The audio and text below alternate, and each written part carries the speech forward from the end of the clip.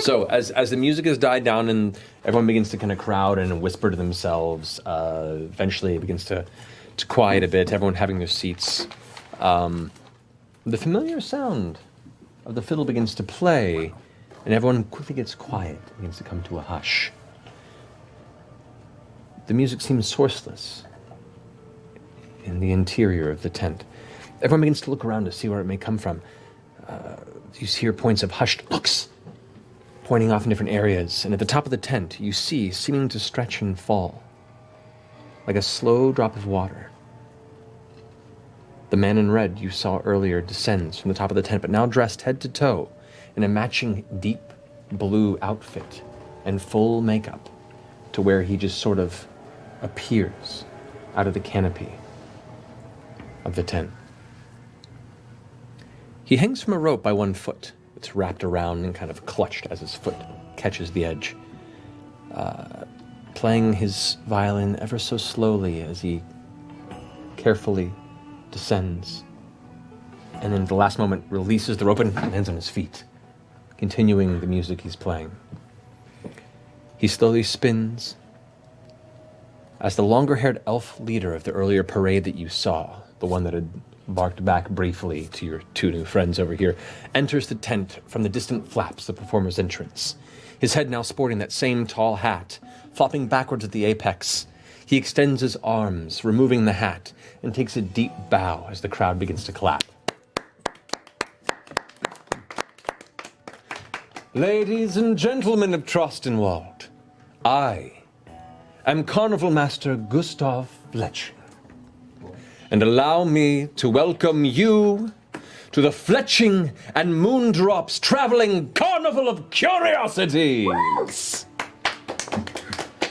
I ask you, each and every one of you, you hear some children giggle as he kind of makes eye contact, grant us your imaginations this eve for but a trifle bit of time, and allow us to reveal a realm of laughter, mystery, danger, and beauty. I see you've already met Desmond, and he gestures towards the man in all blue who's playing the fiddle. He'll be part of our story tonight. So keep a wily eye for the shifting fool. But first, I tell you a tale of two sisters of the Fae. As Desmond slowly leaves the tent, you see two armored guards by where he is now have entered, to the Crown's Guard, of kind of stepping by the entrance where you walked in and kind of watch him pass. Lost without form into the mazes of the underworld. There, where the body would break, they found a teacher in a mystical serpent. And the gift they received was the ability to bend with this maze that captured them and slither their way back to the surface, to reclaim their place in the world. May I present to you Mona and Yuli, the Knot Sisters. As he slowly backs through the performer's entrance, the two halfling dancers you saw earlier in the full-body suits emerge from behind the carnival master as he discreetly exits. They sport serpentine makeup, scales affixed to the sides of their face and arms. Approaching the central spire, the pole that holds the tent up. One immediately leaps under the shoulders of the other, bending her back a near impossible amount, creating this humanoid sculpture that you see the front row kind of cringe at the idea of the pain that would cause an average individual. But these halfling women are very nimble and able to create almost a single form out of two bodies. Their rigid form becomes fluid to the eye as they move and shift the music. The violin now sourceless once again, not seeing where this Desmond is placed, but they seem to move as it picks up speed. I was expecting more Ringling Brothers, actually. Suddenly, the top one folds over and slams into the ground, tumbling across the center in a wild display of physical control. The two of them begin to tangle and wrap like two battling snakes, their bodies seemingly disconnecting from the rigid halfling forms you had seen, and you swear for a moment becoming serpentine-like as they intertwine around the base of this pole. It's beautiful and violent at the same time. It's off-putting. And watch as they curl around the base of this pole. The lights above begin to become a dull greenish blue and get darker and darker, presenting this imagery of the underworld. One by one, they silently tell a tale of struggle, crawling across one and the other, one at a time, using their serpentine-like forms as this extending ladder, folding over each other as they use every muscle in their body to cling around this pole and ladder step up like a snake. It's a very strange but alluring sight, and you can't help but notice that you forget that these are two halfling girls, and you find yourself pulled into this wordless story they tell of climbing back to their place, to the surface, towards the dark sky of lightless blue cloth, as the baubles that contain the interior light of the tent begin to glow brighter and brighter. Their climbing become more fevered. The two of them, arm into arm, leg into leg, rolling up and swirling, until eventually at the apex they grab each other's arms around the pole before spinning downward, back to back, legs outward with a rapid pace, the music coming to a full crescendo. Like a maypole, they both curl and twirl and then tumble to the ground before the audience with a flourish, arms in the air, and the audience erupts in applause as they both begin to back away with smiles on their faces, nodding to each other.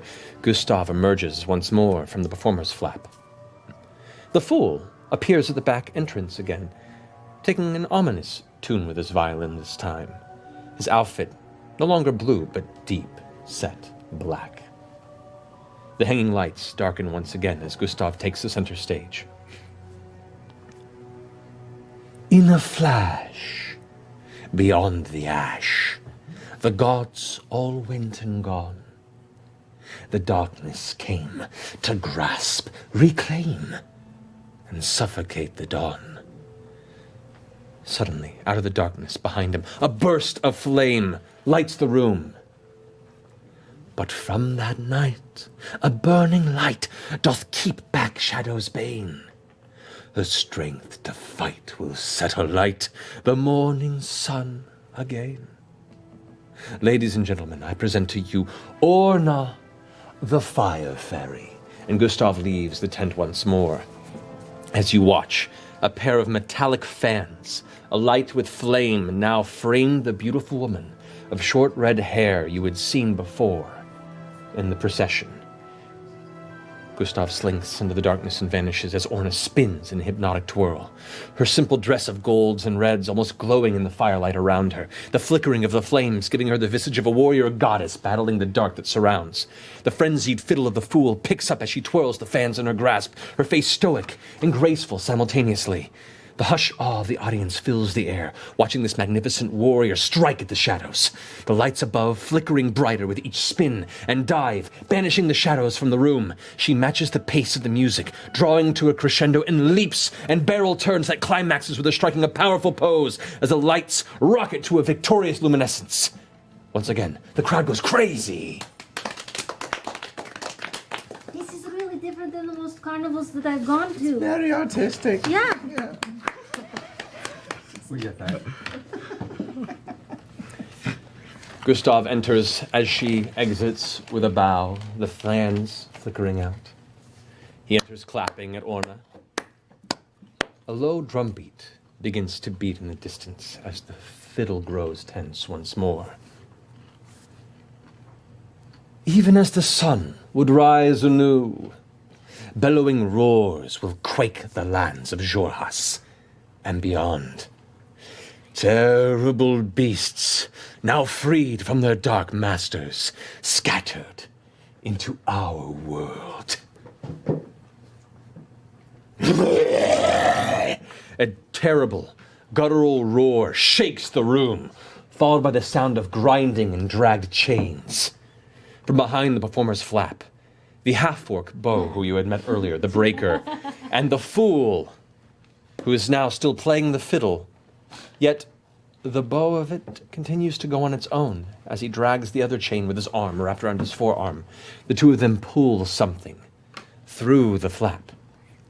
It swells, and from beneath it is revealed an enormous creature of green, scaled, slimy-looking skin and a corpulent form. Large toad-like legs frame a rotund torso and muscular arms that are manacled and pulling him in. It fights and struggles against the taut chains as he's pulled further and further towards the center of the tent, but is held in place by the two men. It roars a second time. The front row immediately pulling back and screaming. You hear kids begin to cry. A handful of townsfolk shoot to their feet, grasping their children in fear, preparing to run. Have we ever seen anything like this before? Yeah, what's it look like? Well, he just described what it looked like. Looks like a... You know, by name. It's corpulent, frog-legged. You have not seen this creature Nothing before. like Okay. Gustav continues, seemingly unflinched by its approach.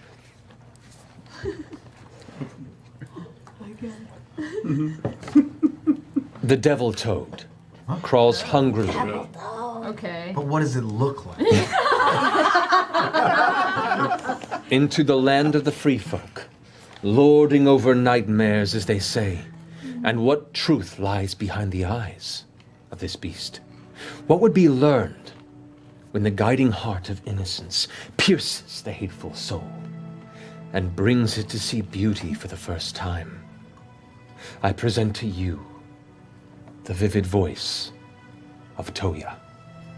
And as Gustav backs away, the devil toad struggling against the chains, a soft, faint voice begins to slowly emanate from the air. That's not right. That's not right.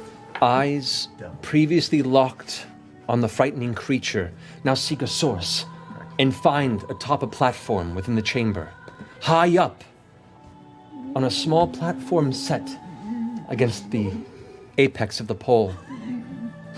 A young dwarven girl, maybe 12 years of age. Her braided golden hair clasped in her hands at her side, a white dress obscuring her feet. She sings with a mystifying, mature voice that pierces your heart with joy, unexpectedly and uncontrollably. The crowd audibly gasps as one. The entrancing song of this girl bringing every person into this music. The devil toad stops struggling against the chains, seemingly caught by the sound of her voice. Its face drops into a soft smile as it slowly walks toward the base of the pole and sits. The half-orc and the fool drop the chains and back away, leaving the beast free in this rapture. Her voice almost begins to summon a chorus from the ether. Nearly magical in nature, as there are no others but her joining into this piece. Her smile is infectious, and you can't tear your eyes away. You only now realize the tears down your cheeks, but you cannot break your gaze. From the front row of the audience on the left, a man stands up, his arms outstretched towards her. His dirty cloak falls away, his face and skin racked with age, and you see his legs shaking as he stands, his cheeks wet with tears. He shouts, "Ah!" His arms drop and clutch his chest.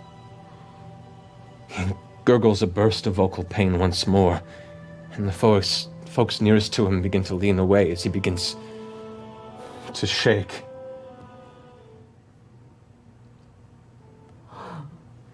You glance over as the old man yells out once more, as the skin on his arm suddenly begins to tear, the bones splitting from the flesh, writhing and cracking. Dust and blood shake from his wounds as his form swells. Screams begin to ring out from the audience around him, people rising up and running for the exit. Chaos breaks into the room around you. Toya's song abruptly ends, the little girl looking down with fright in her eyes, the devil toad glancing about worriedly, the half-orc and the fool rushing up beside him to look at the transforming man. The half-orc yells, escorting patrons to the exit, "Everyone, leave the tent now! Kylery," as he points to the devil toad, "get her to safety!" The devil toad glances up and leaps with a sudden gust of strength to the top and grabs the center pole of the room as it begins to almost quiver to his weight. He grabs the little girl safely under his arm and leaps back down. What are you all doing? I invoke duplicity. You watch as her form suddenly dissipates into multiple, seemingly copies of her form of Jester. Yasha, we're gonna need those weapons back. I turn to Mollymuck. I go, man, I thought it was kind of lame at first, but this is awesome. Everyone get out right now.